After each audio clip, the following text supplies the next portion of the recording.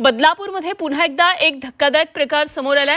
शाळेच्या बसमध्ये अल्पवयीन विद्यार्थिनीचा विनयभंग करण्यात आलाय आणि वाहन चालकाकडून बस चालकाकडून अल्पवयीन विद्यार्थिनीचा विनयभंग करण्यात आलाय।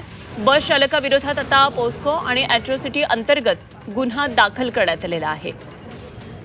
बदलापूरमधल्या चिमुरड्यांवरील अत्याचाराचं प्रकरण ताजं असताना पुन्हा एकदा बदलापूरमध्ये असाच प्रकार घडलेला आहे।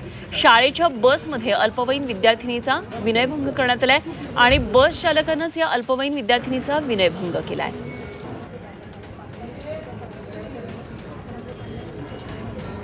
तर अशा या प्रवृत्तींना ठेचून काढलं पाहिजे आणि या प्रकरणात कडक कारवाई झाली पाहिजे असं मंत्री उदय सामंत यांनी म्हटलंय।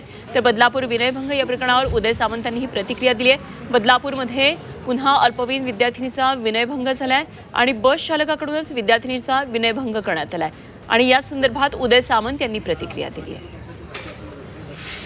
नाही, याच्यावर गुन्हा दाखल झाला पाहिजे। ही प्रवृत्ती वाढू नये यासाठी ही प्रवृत्ती ठेचून टाकली पाहिजे। कडकमधली कडक कारवाई पोलिसांनी केली पाहिजे। त्याच्यावर गुन्हा दाखल झाला पाहिजे। ही प्रवृत्ती वाढू नये यासाठी ही प्रवृत्ती ठेचून टाकली पाहिजे। कडकमधली कडक कारवाई पोलिसांनी केली पाहिजे।